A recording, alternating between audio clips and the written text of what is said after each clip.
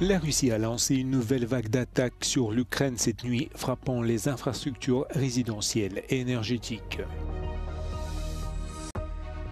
2 suspects ont été arrêtés suite à une attaque à l'arme blanche dans un train en Grande-Bretagne. La police a exclu le motif terroriste. Un an après l'accident mortel de la gare de Novi Sad, des milliers de Serbes déposent fleurs et bougies devant les lieux de la tragédie en hommage aux victimes et pour demander justice et élection.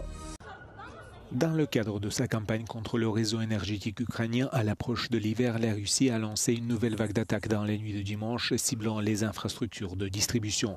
Toute la région de Donetsk a été privée d'électricité avec les travaux en cours ce dimanche. Près de 60 000 personnes avaient subi des coupures de courant suite aux frappes sur la région de Zaporizhzhia.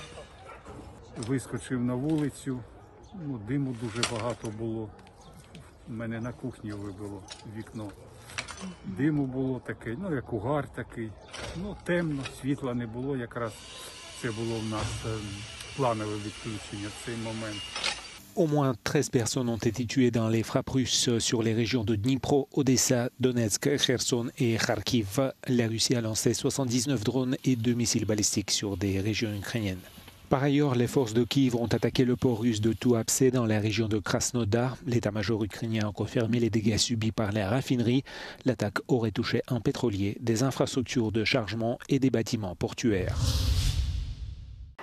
La police britannique a arrêté 2 suspects après une attaque au couteau dans un train en Angleterre. Parmi les 9 personnes initialement considérées comme grièvement blessées, 4 ont depuis quitté l'hôpital. 2 personnes demeurent dans un état critique.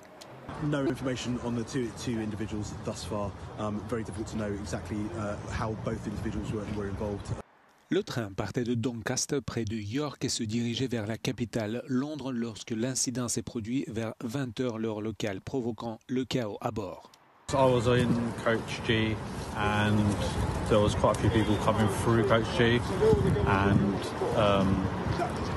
one of the people that were coming through, I had my headphones on, then heard them say, they've got a knife, I've been stabbed. And then when looking up, so they were making their way through the carriage to get away from the incident, from the suspect. They were extremely bloodied. La police britannique a précisé que les 2 interpellés sont des ressortissants britanniques de 32 et 35 ans et qu'actuellement rien ne permettait de penser qu'il s'agissait d'un incident terroriste. Des dizaines de milliers de personnes venues de toute la Serbie se sont rassemblées dans la ville de Novi Sad pour commémorer le premier anniversaire de la catastrophe de la gare. Le 1er novembre de l'année dernière, 16 personnes sont mortes après l'effondrement de levant en béton du bâtiment, pourtant fraîchement rénové. Le rassemblement est également considéré comme une manifestation de mécontentement à l'égard du gouvernement du président Aleksandar Vučić. À l'approche du rassemblement, l'élan s'est renforcé en faveur des appels de l'opposition à des changements majeurs dans ce pays des Balkans. Vučić a quant à lui menacé ses opposants d'arrestations massives si les personnes en deuil recouraient à la violence et a également tenté de minimiser l'ampleur et l'importance attendue du rassemblement commémoratif. En fait, pas un mais plusieurs rassemblements distincts sont attendus à travers tout le Novi Sad ainsi que dans d'autres localités. Cette tactique est censée rendre plus difficile l'intervention de la police et l'arrestation des participants. Après 20 ans de travaux, l'Égypte a officiellement inauguré le grand musée égyptien au Caire. Le GEM, selon son abréviation anglaise, est le plus grand musée du monde consacré à une civilisation ancienne. Il présente des dizaines de milliers d'objets, dont la totalité de la collection de la tombe du roi Toutankhamon. Des dirigeants du monde entier, dont des monarques, des chefs d'État et des gouvernements, ont assisté à la cérémonie d'ouverture dans la capitale égyptienne samedi. La construction de ce méga-projet a débuté en 2025 mais a connu plusieurs retards en raison de la complexité de sa conception, des troubles politiques et des conflits mondiaux et régionaux. احنا كلنا كمصريين بنشهد اليوم حدث فريد واستثنائي من نوعه بكل ما تعنيه هذه الكلمة ألا وهو حفل افتتاح المتحف المصري الكبير.